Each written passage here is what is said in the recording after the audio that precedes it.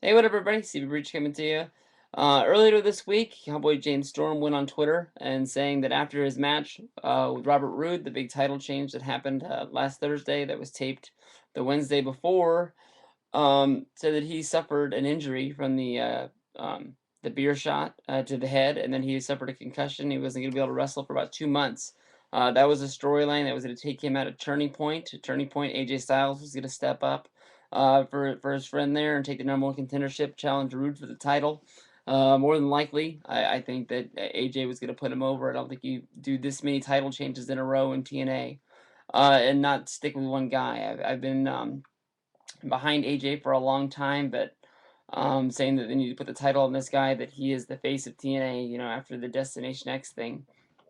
But right now, Rude and Storm is just too hot. I mean, these are the faces of TNA. They've been around for a long time, and I don't want to say luckily because it's not nice when somebody goes out and gets hurt. But just the other day in Battle Creek, Michigan, where TNA put on a house show, I put up a house show review of the TNA show that I went to last week in Sacramento.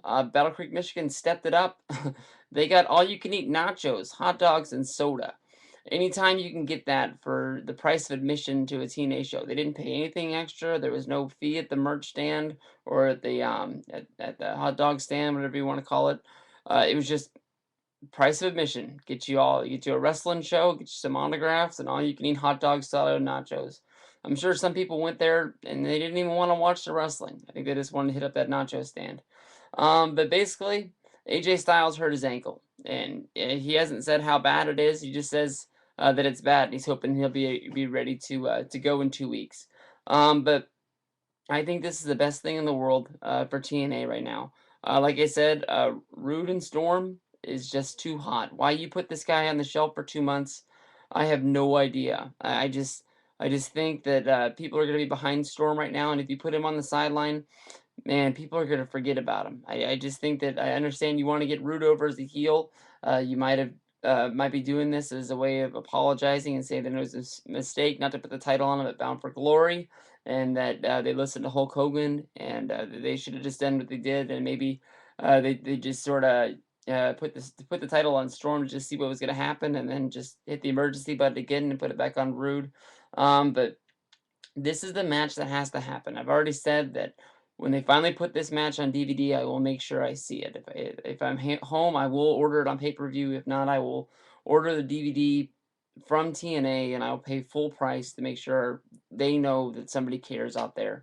Right now, Turning Point has TNA always has good wrestling, but good wrestling doesn't always mean that I'm going to care about it. I think that even your Knockouts title match, I think you got Velvet Sky and Gail Kim going at it. I think that's going to be a good match. Jeff Jarrett and Jeff Hardy, the promos that they've been delivering back and forth, and these guys just want to fight each other. I love that Jeff Jarrett brought up Jeff Hardy's no-show in TNA back in the day.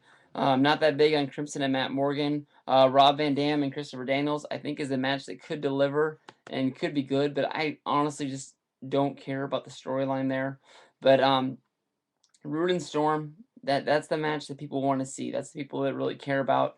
The Beer Money was one of the best tag teams out there. I think that their split is something that people really care about. And putting this on the shelf for 2 months is something that they could regret. I think the Cowboy James Storm could come back in 2 months, even if you make him the number one contender going into a pay-per-view. It's just not what it could be right now. I mean, the title change has been back and forth, back and forth.